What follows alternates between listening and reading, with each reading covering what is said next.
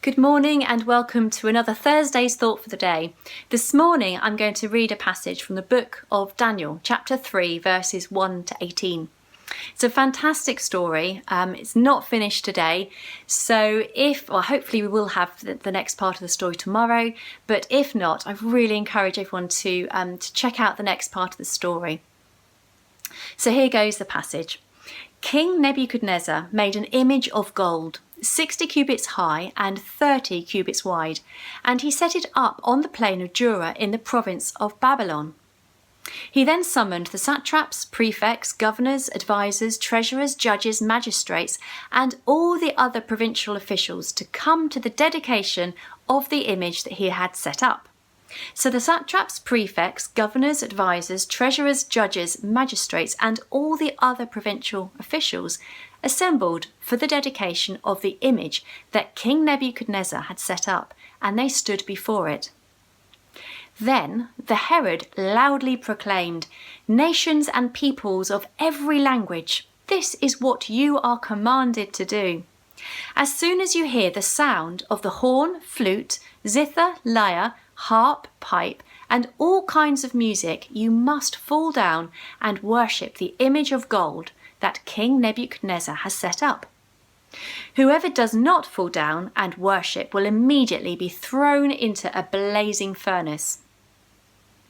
Therefore, as soon as they heard the sound of the horn, flute, zither, lyre, harp, and all kinds of music, all the nations and peoples of every language fell down and worshipped the image of gold that King Nebuchadnezzar had set up. At this time, some astrologers came forward and denounced the Jews. They said to King Nebuchadnezzar, "May the king live forever. Your Majesty has issued a decree that everyone who hears the sound of the horn, flute, zither, lyre, harp, pipe, and all kinds of music must fall down and worship the image of gold, and that whoever does not fall down and worship will be thrown into a blazing furnace. But there are some Jews whom you have set over the affairs of the province of Babylon, Shadrach, Meshach, and Abednego, who pay no attention to you, your Majesty. They neither serve your gods nor worship the image of gold you have set up." Furious with rage, Nebuchadnezzar summoned Shadrach, Meshach, and Abednego. So these men were brought before the king, and Nebuchadnezzar said to them, "Is it true, Shadrach, Meshach, and Abednego, that you do not serve my gods or worship the image of gold I have set up? Now when you hear the sound of the horn, flute, zither, lyre, harp, pipe, and all kinds of music, if you are ready to fall down and worship the image I made, very good. But if you do not worship it, you will be thrown immediately into a blazing furnace. And then what God will be able to rescue you from my hand?" Shadrach, Meshach, and Abednego replied to him, "King Nebuchadnezzar, we do not need to defend ourselves before you in this matter. If we are thrown into the blazing furnace, the God we serve is able to deliver us from it, and he will deliver us from your Majesty's hand. But even if he does not, we want you to know, your Majesty, that we will not serve your gods or worship the image of gold that you have set up." What a story this is. Well, obviously just half the story. The king has demanded that all the people worship this massive gold statue that he has set up. It would have measured about 30 meters high and 3 meters wide. It would have been huge.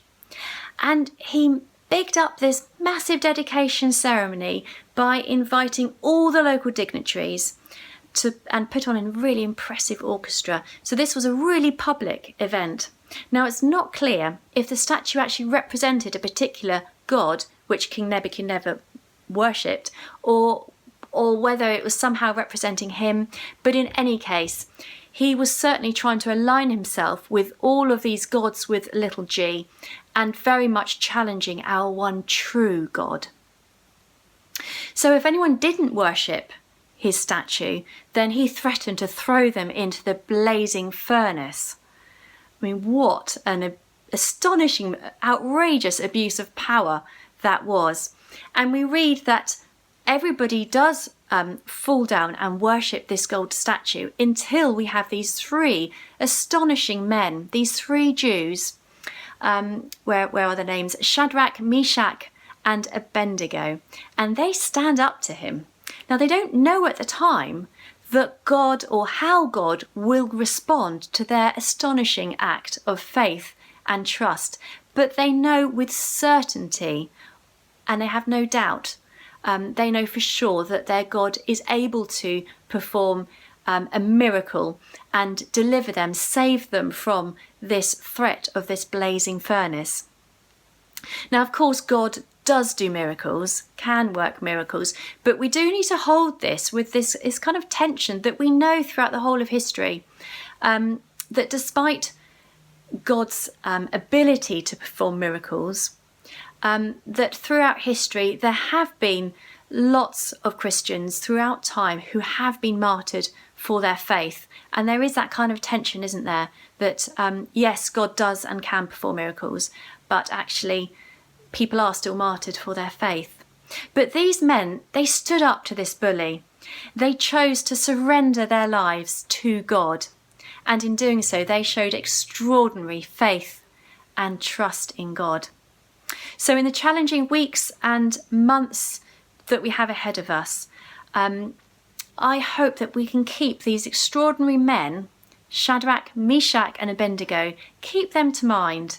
And I pray that their faith and their trust is able to keep driving us forwards in our trust and our faithfulness to God, even in the darkest times. So with that thought, I do hope you have a good day.